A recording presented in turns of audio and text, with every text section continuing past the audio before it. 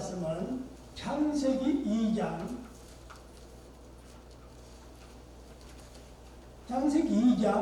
18절부터 22절 말씀까지 보시겠습니다.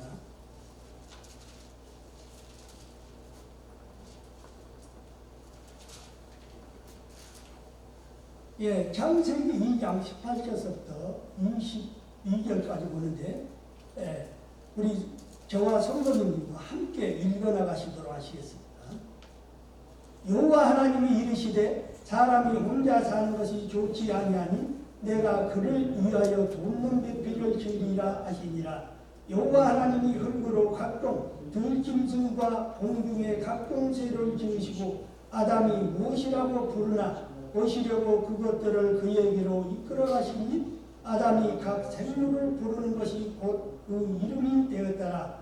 아담이 모든 가축과 공중의 새와 들의 모든 짐승에게 이름을 주니라. 아담이 돕는 배필이 없으므로 여호와 하나님이 아담을 깊이 잠들게 하시니 잠들매 그가 그 갈빗대 하나를 취하고 탈로 대신 재우시고 여호와 하나님이 아담에게 취하신 그 갈빗대로 여다를 만드시고 그들을 아담에게로 이끌어 오시니. 아멘. 예, 오늘 본문 말씀으로서 함께 은혜를 나누고자 하는 말씀은 하나님의 창조 질서의 가정이란 말씀으로서 은혜를 나누고자 합니다. 하나님께서는 제일 먼저 이 인간, 남자를 만드셨습니다. 그의 이름을 가리켜서 아담이라고 합니다. 그리고 하나님은 아담이 살 수 있는 에덴 동산을 먼저 만들어 주셨습니다. 이 하나님은 에덴 동산을 만드신 후에 창조의 더 놀라운 단계로 이끌어 가셨는데 그것은 바로 여자를 만드셨다는 것입니다. 하나님은 자기의 형상대로 사람을 창조하시되 남자와 여자를 창조하셨습니다. 이 창세기 1장에서는 하나님이 바다의 물고기와 하늘을 나는 새와 온 땅과 땅에 기는 모든 것과 가축을 만들어 놓으시고 마지막에 사람까지 만드신 후에 하나님이 보시기에 좋았더라고 이렇게 기록이 되어 있습니다. 그리고 이 장에서는 하나님이 동물들을 만드신 그 과정들을 좀 더 구체적으로 설명을 하고 있습니다. 그래서 19절에 보면 여호와 하나님이 흙으로 각종 들짐승과 공중의 각종 새를 지으시고 아담이 무엇이라고 부르나 보시려고 그것들을 그에게 이끌어 가시니 아담이 각 생물을 부르는 것이 곧 그 이름이 되었더라. 하나님은 흙으로 각종 새와 들짐승들을 만드셨습니다. 동물은 흙으로 만들어졌습니다. 그래서 동물은 죽으면 흙으로 돌아가는 것입니다. 사람도 물론 흙으로 만들어졌습니다. 그러나 하나님은 사람을 하나님의 형상대로 지으시고 생기를 불어넣으셔서 생명이 되게 하셨습니다.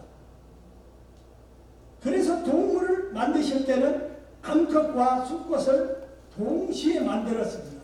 창세기 6장 19절에 가서 보면 노아 홍수 때 하나님께서 이 모든 동물들을 방주로 이끌어서 생명을 보존하게 하신 이야기가 나오고 있습니다. 이 하나님은 동물의 암컷과 수컷을 동시에 흙으로 만드셔서 자연의 생리대로 생육하고 번성할 수 있도록 하셨습니다. 그러나 인간은 하나님의 형상과 모양으로 지어진 원리에 따라서 생육하고 번성하여 땅에 충만하도록 만드신 것입니다. 그러나 많은 사람이 인간을 단순한 자연생물로 생각하고 있는 것입니다. 인간에게 하나님의 모양과 형상 하나님의 생명이 있다는 것을 생각하지를 않는 것입니다. 하나님은 인간을 독특하고 특별하게 만드셨습니다. 그러나 인간이 아무리 특별하게 만들어졌다 해도 하나님이 없는 곳에는 위기가 있는 것입니다. 예를 들어서 일부 다처제는 많은 여자를 아내로 삼아도 된다는 그런 제도를 가지고 있다는 것입니다.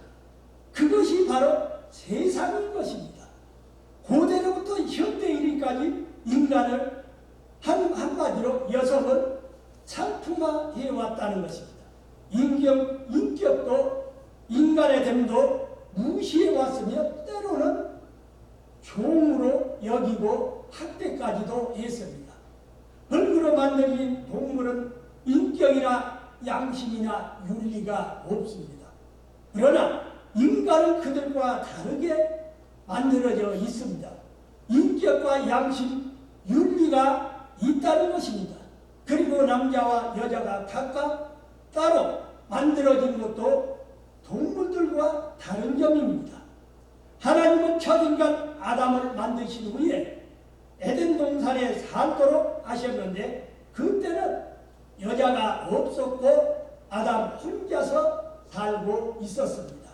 아담은 혼자 살고 있을 때 무엇을 했습니까? 19절의 말씀을 보면 여호와 하나님이 흙으로 각종 들짐승과 공중의 각종 새를 지으시고 아담이 무엇이라고 부르나 보시려고 그것들을 그에게로 이끌어 가시니 아담이 각 생물을 부르는 것이 곧 그의 이름이 되었더라. 이 하나님이 아담에게 주신 첫 번째 선물은 바로 동물들인 것입니다. 여자를 주시기 전에 먼저 동물과 친하게 하셨습니다. 동물을 다스리고 관리하도록 하셨습니다. 그리고 동물들의 이름을 지으라고 하셨습니다. 이름 짓는다는 것이 그리 쉬운 일이 아닙니다. 성경 가운데 보면은 이름을 짓는 일이 많이 나오는데 아담은 최초의 동물들의 이름을 지었습니다. 이름을 지을 때는 특성에 따라서 지어야 하는 것입니다. 그러므로 관찰을 잘 해야 합니다. 또 하나의 원칙은 같은 이름을 똑같이 지으면 안 되는 것이죠. 그렇기 때문에 수천 종의 동물들의 이름을 짓는 것은 결코 쉬운 일이 아닙니다. 그런데도 아담이 그 일을 다 한 것을 보면 아담은 대단한 지혜와 창조력을 가졌다는 생각이 드는 것입니다. 그 밖에도 이름을 지을 때는 그 이름이 뜻이 좋아야 하고 부르기도 괜찮아야 합니다. 거기에 맞게 이름이 붙여져야 합니다. 20절에 보면 아담이 모든 가축과 공중의 새와 들의 모든 짐승에게 이름을 주니라. 아담에게 돕는 배필이 없으므로 아담이 지으며 모두 그게 이름이 되었습니다. 아담이 이름을 지어주었다는 말 속에 의미 있는 사실을 우리가 하나 발견할 수가 있습니다. 만일 이 세상에서 주장하는 진화론이 맞다고 하면 모두 진화가 끝난 다음에 이름을 지어야 맞지 않을까요? 그러나 하나님은 창조 직후에 아담에게 이름을 짓게 하셨습니다. 아담이 동물들의 이름을 지어줄 때 크게 느낀 점이 있습니다.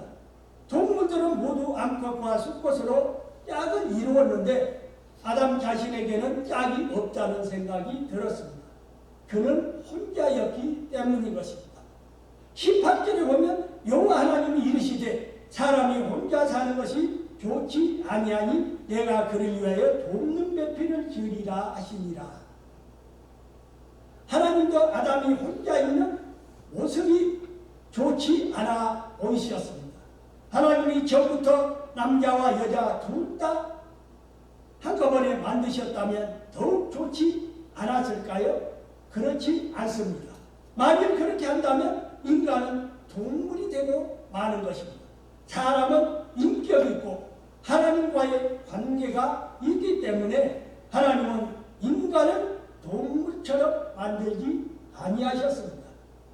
하나님은 먼저 남자를 만드신 후에 여자를 받아들일 준비를 시키셨다는 것입니다. 하나님은 아담을 보시면서 그가 혼자 사는 것이 좋지 않다고 말씀하셨습니다. 이 말은 잘못됐다거나 약하다는 것이 아니라 미완성이라는 뜻인 것입니다. 남자는 한마디로 혼자 있을 때 미완성입니다. 여자가 지어져야 인간은 완성이 됩니다. 그래서 하나님은 남자에게 돕는 배필을 만들어주기로 결정을 하셨습니다. 사람이 혼자 사는 것이 좋지 않다는 말에서 우리는 몇 가지를 배울 수가 있습니다. 인간은 인간 홀로 살 수가 없고 하나님과 더불어서 살아야 하는 존재라는 것입니다. 인간이 혼자 살 수 없는 이유는 하나님께서 특별하게 지으셨기 때문입니다. 또한 인간은 남자끼리만 여자끼리만 살 수 없다는 것입니다. 남자와 여자와 함께 살아야 합니다. 하나님이 남자를 먼저 만드셔서 여자를 받아들이게 하신 것은 큰 의미가 있는 것입니다. 모든 가정들의 위기는 여자를 잘못 생각하고 대하는 데서 비롯되어집니다. 만일 여자를 하나님이 창조하시고 그대로 대하기만 한다면 가정도 이 세상도 천국과 같이 될 것입니다. 여자가 없으면 남자는 미완성품입니다. 의미가 없는 것입니다.